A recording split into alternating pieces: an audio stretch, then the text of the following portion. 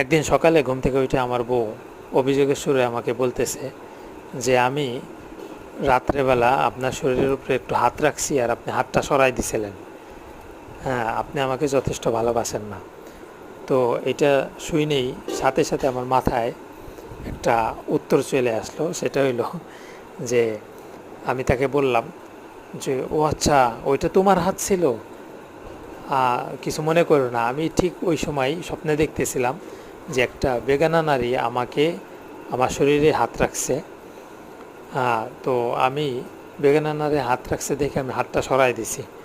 তো আমি যদি জানতাম যে এটা তোমার হাত, তাহলে তো কোনো দিনই সরাইতাম না। তো যখন এই কথা বললাম, তখন আমার বউ খুশি হয়ে গেছে।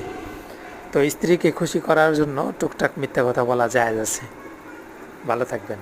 আসসালামু আলাইকুম রহমতুল্লাহ।